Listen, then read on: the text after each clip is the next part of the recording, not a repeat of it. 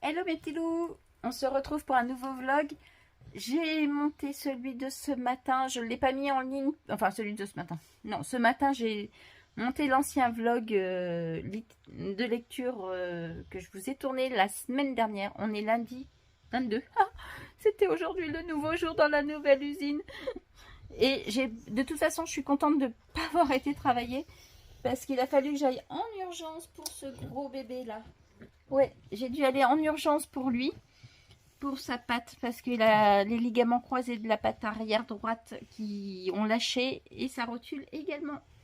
Donc du coup, eh ben, rebelote, séance veto, métacam pendant 15 jours, et puis la semaine prochaine, il va commencer des séances d'ostéopathie.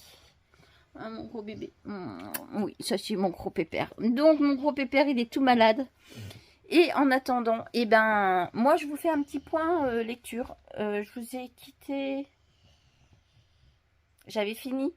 J'avais fini la bibliothèque des rêves secrets. Mais alors, qu'est-ce qu'il était bien ce livre. Je vous en ai parlé en long, en large et en travers dans l'ancien vlog. Je vais pas revenir sur celui-là. Je suis toujours dans le chalet solitaire, un chalet solitaire de Melissa Storm. Ça va mieux. J'ai lu la moitié, ça va beaucoup mieux. De mémoire, je peux vous le montrer. Si ça veut bien marcher, parce qu'avec ma patte folle, vous savez que je ne fais pas ce que je veux. Et alors, hop, trouvons-le. Où est-ce que j'ai mon application là-dessus? Là. Alors, je vous le trouve. Oui, j'ai la lumière moche parce qu'il est 19h30. Un petit peu. Ah, ne fais pas ça, mon chien. Fais pas ça, fais pas ça, fais pas ça. Fais pas de bêtises. S'il te plaît. S'il te plaît, ne fais pas de bêtises. Est-ce que je vais pouvoir garder que la couverture? Ben non, bien sûr que non. Non. Alors, je veux la couverture. Jersey, merci. Tu m'as fait faire une bêtise. Alors, Jersey, je t'explique. J'ai déjà des problèmes avec mon bras. Donc, si en plus, toi, tu m'embêtes, je suis pas prête d'y arriver, mon cœur. Voilà. Je vous en parle. Voilà, c'est celui-ci. Vous vous souvenez, je l'avais commencé. Je l'avais commencé un soir et ben j'ai pas comment. Jersey, c'est pas facile. Hein, je vous jure que je suis pas aidée ici. Mais je veux que la couverture. Mais c'est pénible ce truc entre mon chien et puis donc.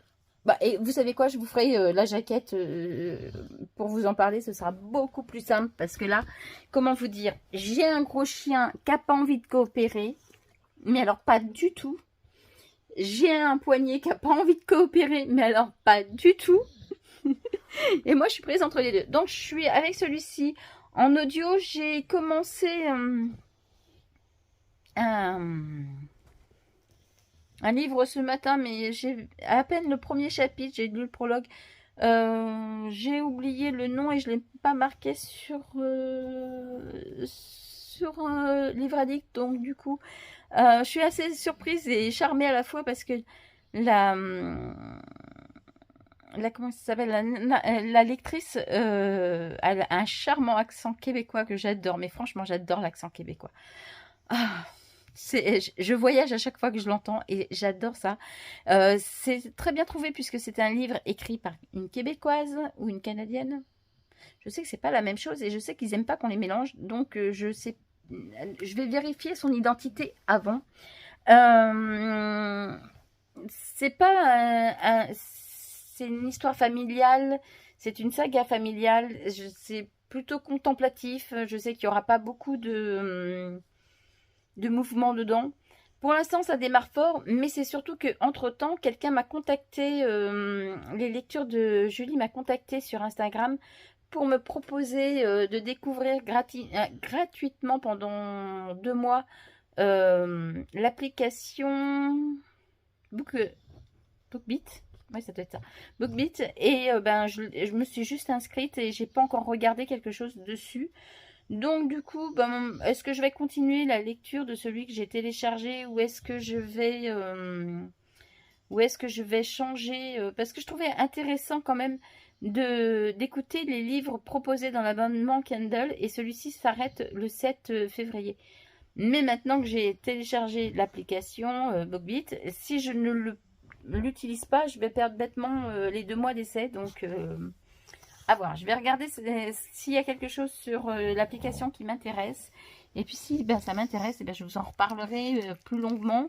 Et puis, je vais choisir un livre tout simplement. Pour l'heure, il est déjà 19h30. On rentre tout juste de chez le veto avec mon petit loup. Et puis, enfin, là, chez le veto, sortir la chienne et tout. Donc, du coup, voilà. Lui, il marche plus pour l'instant. Vous doutez bien, il a mal à sa patte, donc il marche plus. Eh bien, je vais lire Un chalet solitaire tout en mangeant. Aujourd'hui, pommes de terre grenaille à l'air fryer avec du jambon fumé. Du jambon fumé, mais n'importe quoi. Du saumon fumé qui me reste de Noël et du saumon de l'entreprise, tout simplement, puisque je travaille dans le saumon. Mon gros bébé d'amour. Oh, ça, c'est mon gros bébé d'amour. Tu l'aimes ta maman, mais ta maman, elle t'aime aussi. Bon, il est malade, mon bébé. Il est malade, mon bébé. Allez, je vous laisse, je vais manger. J'ai envie d'essayer les gnocchis à poêler, mais à l'air fryer. Donc, je vais les mettre là-dedans déjà. C'est justement parce que je veux faire des gnocchis à l'air fryer. Je voulais voir si c'était bon, que j'ai pas pris la marque Lustucru, mais la marque magasin, que j'aime moins, pour voir exactement ce que ça donne. À mes gnocchis, je vais rajouter un fond d'huile, enfin un petit peu d'huile, pas beaucoup, juste un tout petit peu, l'équivalent à peine d'une cuillère à soupe, si ça veut tomber. Après l'huile, je vais rajouter du persil, du basilic, du thym, ainsi que du paprika fumé. Et pendant que je prépare mes gnocchis, je fais chauffer mon air fryer, version air fry, 3 minutes. Pas de gaspillage. J'ai une boîte qui s'abîme de crudités apéritives. Je vais garder le meilleur pour mettre avec les gnocchis. En plus, si vous me connaissez, vous savez depuis longtemps, vous savez que j'adore les tomates cerises normalement rôties au four. Là, ça va être rôti à l'air fryer avec les gnocchis. Je mélange bien le tout et un coup que l'air fryer est chaud, et je mets tout dans le bac. J'ai essayé de moins les chevaucher possible, mais il y en a encore qui se chevauchent. Donc du coup, je vais les remuer beaucoup plus souvent. Et je mets le tout en air fryer pendant 10 minutes pour commencer.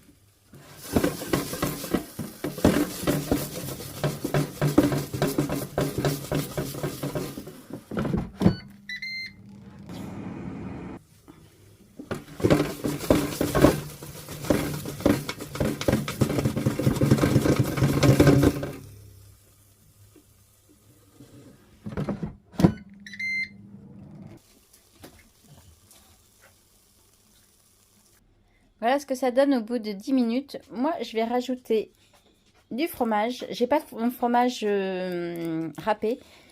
Et j'ai pas de gros cheddar. Donc du coup, pour en râper, et puis de toute façon, avec ma main, je pouvais pas. Donc je vais rajouter une feuille comme ça. Voilà.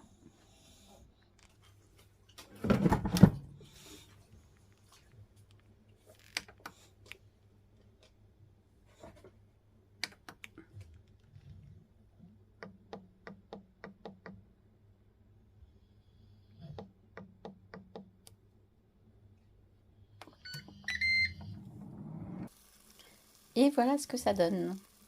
Alors, je les ai mis en crisps à la fin pour que ça leur donne un petit côté plus gratiné. Et on est mardi 23, il est 20h. Je vous reprends, j'ai pas eu le temps de vous prendre dans la journée, faire des plans dans la journée. J'ai filmé la recette des gnocchis que j'ai fait à l'air fryer. Je sais pas si je l'inclurai dans cette vidéo ou si je l'inclurai dans une vidéo toute seule en fait.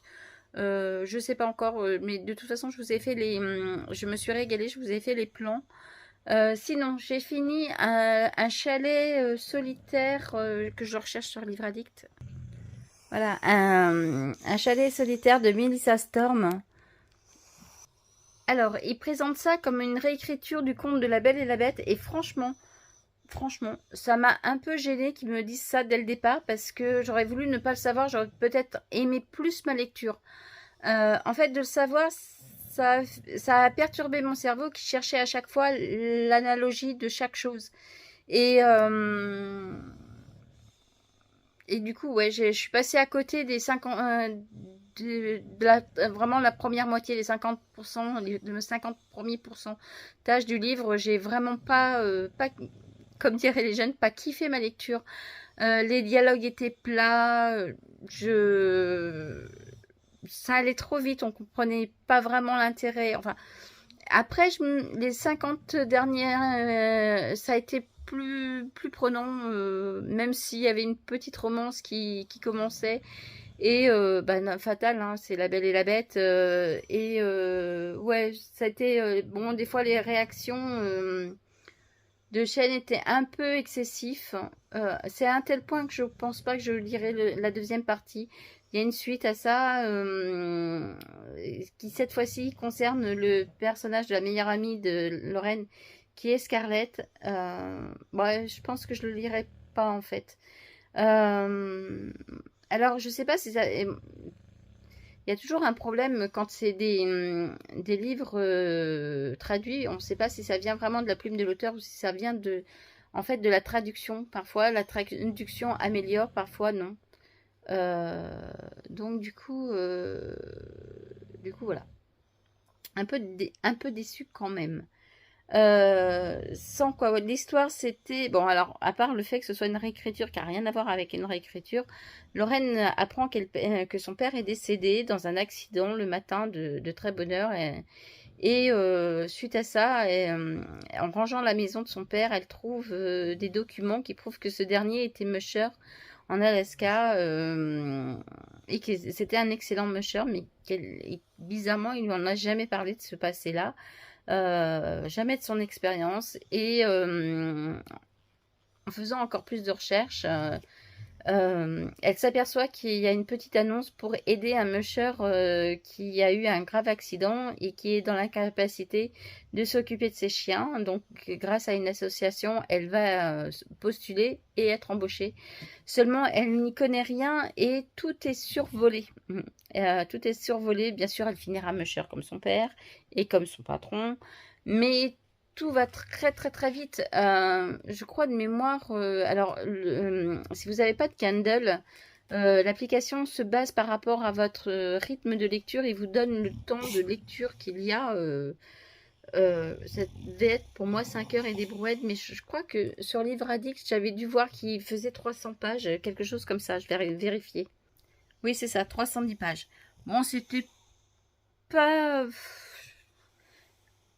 C'est pas la lecture du siècle, mais bon, ça m'a un peu divertie, surtout sur les... J'y allais pas forcément de gaieté de cœur, mais justement dans la première moitié parce que il comparait trop à La Belle et la Bête et je voyais pas le rapport. Sur Livre Addict, il a eu 16 sur un vote. Bon, voilà.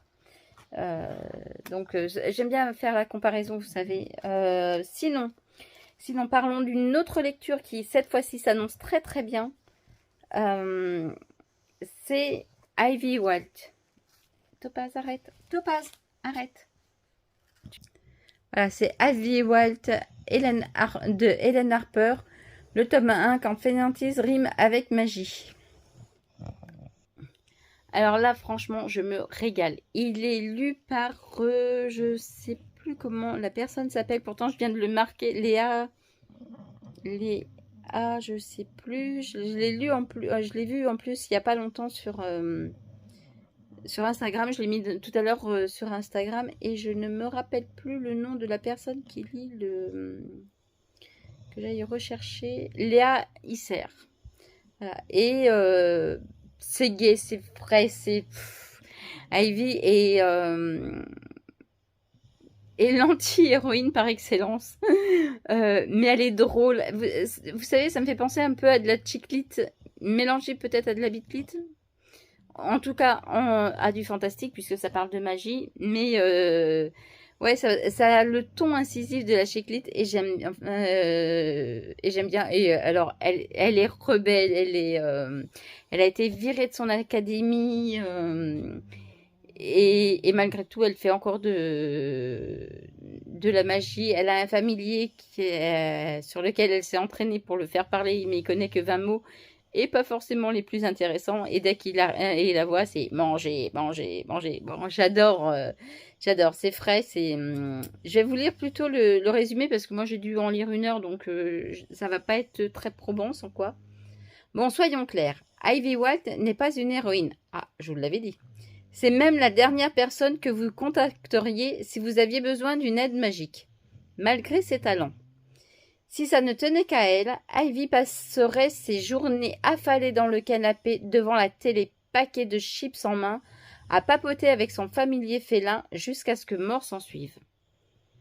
Mais quand elle se retrouve victime d'une erreur d'identité, elle est embarquée malgré elle à la branche arcane, le département d'investigation de l'ordre hermétique du crépuscule d'or.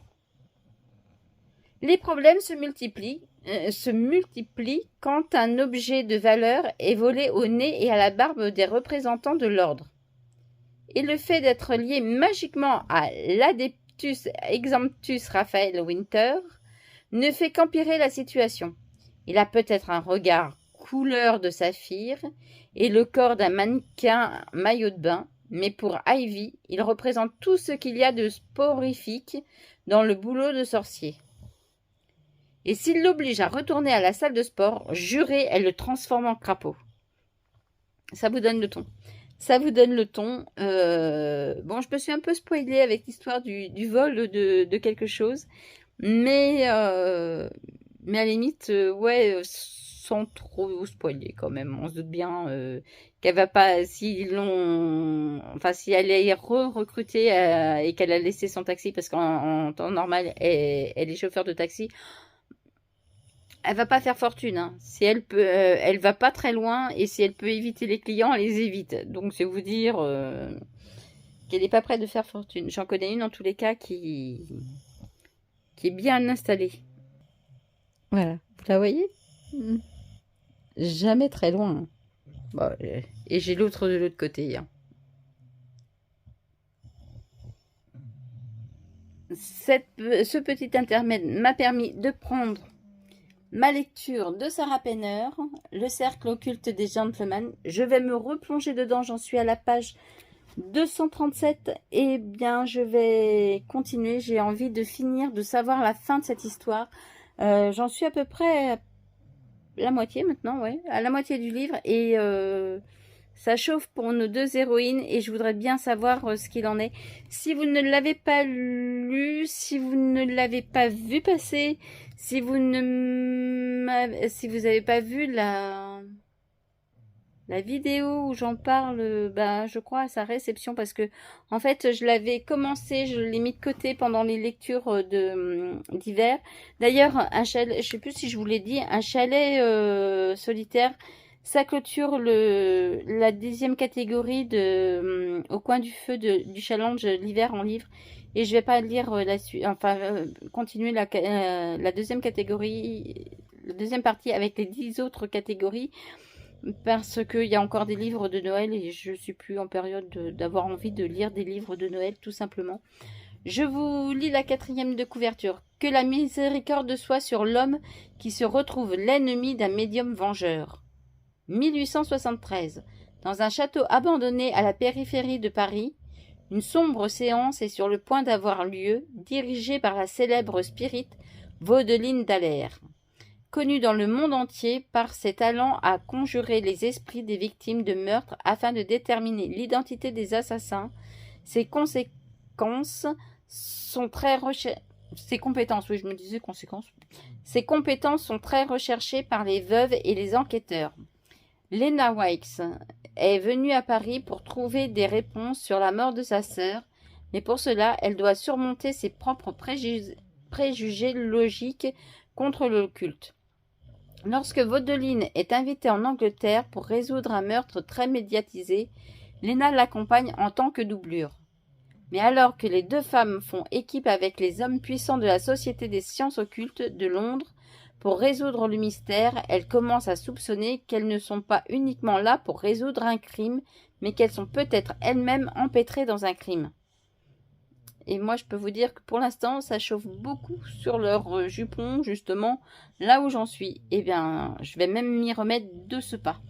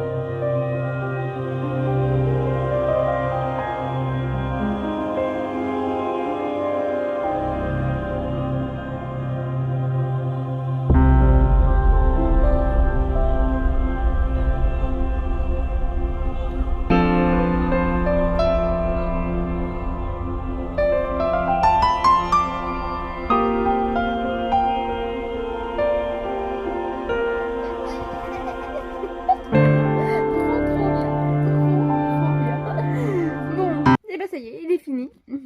Trop bien. Je vous en parle un petit peu plus tard. Mais trop bien. J'ai une tête de folle. Maintenant que mon thé est en train de... Enfin, qu'à chauffer et qu'il est en train d'infuser, je vais vous en parler. En fait, on suit Léna et Vaudeline. Alors, Vaudeline est une médium reconnue, hein, réputée. Et elle a des soupçons sur une organisation, un cercle de gentlemen. Un cercle occulte de gentlemen qui effectue à Londres. Elle a des soupçons de tricherie, en fait. Et elle pense qu'ils arnaquent les veuves et pour leur demander un maximum d'argent tout en faisant croire que leur défunt mari leur parle alors que c'est pas vrai. Et elle a le pouvoir vraiment de rentrer en communication avec les morts et de pouvoir, surtout s'ils ont été assassinés, le simple des mortels ne l'intéresse pas. C'est vraiment ceux qui ont été assassinés qui l'intéressent pour les libérer de... vous savez, certains diraient d'un entre deux mondes, quoi, qui erre entre deux mondes. Parallèlement à ça, il y a Léna qui a perdu sa sœur dans un étrange accident aussi, enfin qui a été assassinée également, étrangement, une nuit d'Halloween, en même temps qu'un autre, le grand responsable du cercle occulte des gentlemen. Là, c'est vraiment un show, hein, que je vous le fais, je viens juste de le terminer. Donc, c'est pas facile de retrouver tout. Et on s'aperçoit, en fait, les deux femmes s'aperçoivent qu'elles sont rentrées dans une machination et que leurs vies sont en danger. Et je vous en dirai pas plus, mais oui, effectivement, ça brûlait pour leur robe depuis un petit moment. Et voilà. Donc, c'est passionnant, comme d'habitude. Alors, j'ai pas été aussi emballée qu'avec la petite boutique au poison. La preuve, c'est que je l'ai mis de côté, je l'ai repris, je l'ai mis de côté, je l'ai repris. Non pas parce qu'elle était pas bien, c'est juste parce que j'avais d'autres lectures à faire à ce moment-là. Et que du coup, ça m'avait pas gêné de les mettre de côté. J'ai eu aussi beaucoup plus de mal à rentrer dans l'histoire qu'avec la petite boutique au poison. Il m'a fallu attendre à peu près 50 pages avant d'être vraiment dedans. Non pas que le sujet m'intéressait pas, au contraire, je trouvais qu'il était assez bien abordé et bien traité. Donc voilà, c'était une bonne lecture. Combien j'y mettrais sur Livre Addict? Certainement 17. Honnêtement, certainement 17. J'adore la plume de Sarah Penner et donc de sa traductrice, parce que de toute façon, il faut savoir que derrière un auteur étranger, il y a forcément un traducteur. Et du coup, j'adore, franchement, j'adore. J'adore son travail. Je pense que ça, c'est un livre qui va rester à la maison, par exemple. Vous savez que maintenant, je trie mes livres, si ceux qui restent à la maison et ceux qui ne restent pas, ou ceux que j'achète suivant un livre audio, comme par exemple le son de chimie, le destin d'Elisabeth, le merveilleux, ouais, ça doit être le merveilleux destin d'Elisabeth Zott, ou le son de chimie, ça va beaucoup plus vite. Et lui, par contre, que j'ai lu en audio, je vais l'acheter en papier, ça c'est sûr. Enfin, quand ils auront changé la couverture. Mais voilà, celui-là, il va rester à la maison. Il fait partie des livres qui vont rester là, que je vais prendre plaisir à relire dans quelques temps. We can pack our bags and we just go, go, go.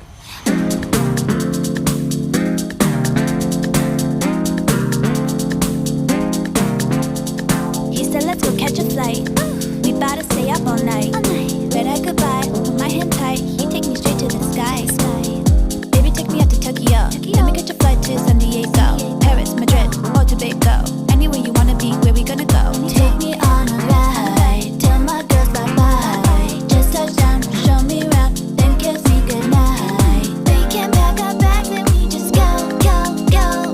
I'm ready to party on the floor, floor, floor. With you, with you, with you, with you, with you, with you.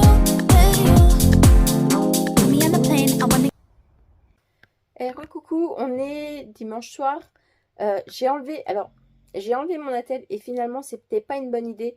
Je l'avais enlevé pour tester ma main, pour voir si je pouvais aller travailler demain, mais rien que le geste de faire ça, voilà, ça me fait mal. Non, de toute façon, j'ai rendez-vous avec mon médecin demain soir, mais je voulais lui forcer la main en allant travailler le matin et puis lui dire, ben voilà, j'ai travaillé, mais là non. Je vais attendre, je vais voir s'il n'est pas possible de mettre un scrap en fait pour maintenir le pouce le temps de travailler. Au niveau lecture, j'ai fini le premier tome d'Ivy, vous l'avez peut-être vu, j'ai fait plein de balades, il a fait un temps magnifique ce week-end. On a eu des températures entre 13 et 14 degrés avec un soleil magnifique, ce qui m'a permis de sortir ma grosse qui maintenant ronfle tellement, elle est fatiguée, voilà, elle est là, elle est derrière sa maman, elle est fatiguée, elle ronfle fort parce que on a fait des balades à peu près 20 minutes à 1 heure voire même 1 heure et demie par jour depuis jeudi, donc elle est claquée. Entre temps j'ai eu les courses à faire, j'ai eu la lessive à faire, donc du coup j'ai pas eu le temps de vous reprendre ce week-end. Et puis vous savez que le week-end souvent je fais pas trop de vidéos, à moins d'avoir un comme le week-end de Noël, le week-end slow de Noël, à moins d'avoir un thème spécialement à ce moment-là, mais sans quoi voilà, je vous prends pas forcément. Là, Ivy, j'ai fini le premier tome. Alors, Ivy Watt, dans le premier tome, c'est magie et fainéantise et magie, ou magie et fainéantise. Ivy se voit obligée, contrainte de travailler avec Ralph Writer parce qu'ils lui ont jeté un sort qui le lie à Ralph Water, Raphaël Water, sans qu'elle puisse le défaire, et ils vont mener l'enquête à la fois sur des vols et sur un meurtre. Mais c'est toujours, hein, elle est pétillante, elle est marrante, voilà, c'est une jeune femme marrante, elle est sorcière, mais elle en a rien à faire de l'ordre des sorciers. Même sorcière un peu surdouée. Eh bien, monte Jersey au lieu de pleurer.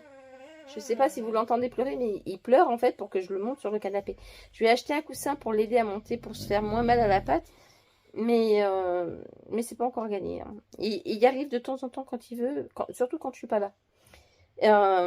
Et j'étais tellement emballée par ce premier tome que dès la fin de l'écoute du premier tome, pas le même jour, mais le lendemain, j'ai aussitôt enchaîné avec le deuxième tome, tellement il était, il est prenant. Et ce deuxième tome est encore plus prenant, puisque Ivy va se retrouver projetée dans son émission qu'elle aime tant, une émission de télé-réalité sur la sorcellerie qu'elle aime bien, c'est Enchantement, voilà.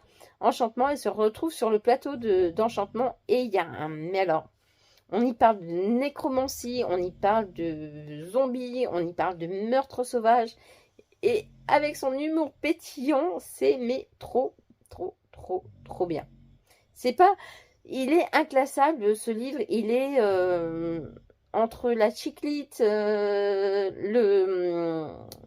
Cozy Mystery.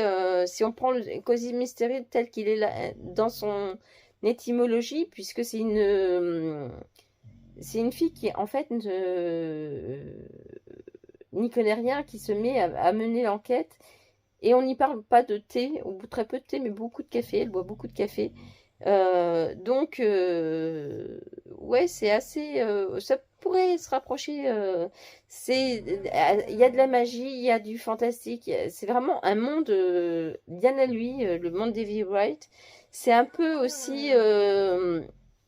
quand on aura marre de pleurer, tu le diras. C'est un peu dark fantasy. Enfin bon, c'est vraiment un mélange.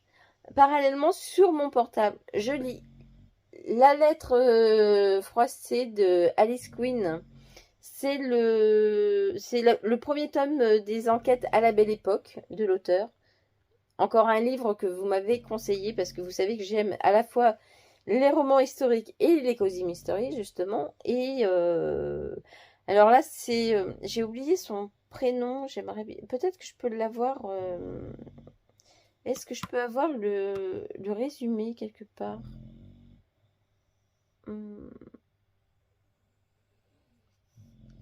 Alors, je cherche. Je suis en train de faire défiler les chapitres pour voir. Remerciements, note de lecteur, épilogue, remerciements à propos d'auteur. Non, j'ai... Peut-être en allant au début, peut-être. Non. Ah, j'aurais bien aimé avoir... Je vais aller sur Livre Addict vite fait. Voilà, c'est Gabriella Fletcher.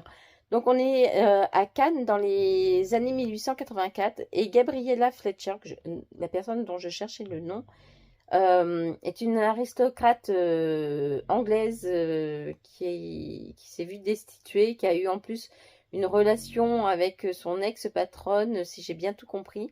Et elle est sur le point de se suicider quand elle décide finalement de répondre à une annonce de Philomena Giglio qui recherche une gouvernante. Et elle décide de postuler. Elle se voit embauchée par Philomena, que finalement tout le monde va baptiser Lola, pour plus de simplicité. Et au moment même où Lola l'embauche, il y a Maupassant qui arrive avec une lettre à l'intention de Lola, qui lui dit que la personne, enfin les parents de la personne qui jusqu'à présent l'entretenait, puisque c'est une courtisane, ont décidé de couper les vivres à leur fils, et du coup, eh ben, elle se retrouve sans ressources, avec juste sa maison. Et du coup, bah, Lola se retrouve, j'ai lu que 10%, donc j'en suis au chapitre 5, et Lola se trouve bien malgré elle, encore dans la même situation, donc je sais pas ce qui va se passer à la suite de ça. Mais voilà, je sais qu'il va y avoir une enquête, hein, puisque c'est un cozy mystery historique. C'est tout ce que je sais, et pour l'instant, ça me suffit. J'aime bien la plume d'Alice Quinn, que j'ai découvert avec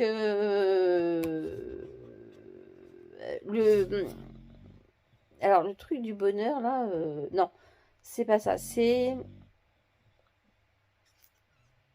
le titre d'une chanson, en plus.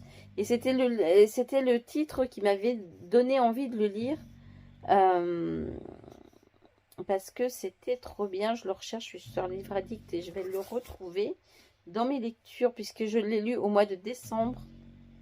Et d'ailleurs, ah oui, Brille tant que tu vis.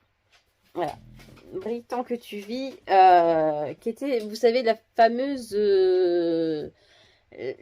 histoire avec Noirmoutier et l'île de Jersey. Donc voilà, et j'ai découvert, d'ailleurs j'ai trouvé ce titre en cherchant justement les cozy mystery historiques d'Alice Quinn. Voilà, moi je vais clôturer, mon pauvre chien, t'as changé de place.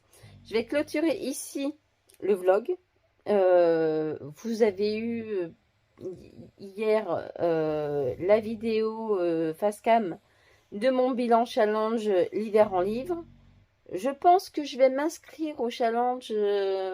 J'ai vu que Audrey, le souffle des mots, avait sorti son challenge petit mois, petite lecture, et je l'attendais avec impatience. Et ben, je pense que je vais m'inscrire pour au moins ma palle papier, peut-être pas toute la palle, mais au moins la palle papier. Et puis ben moi, d'ici là, je vous dis bonne lecture si vous lisez, et puis portez-vous bien.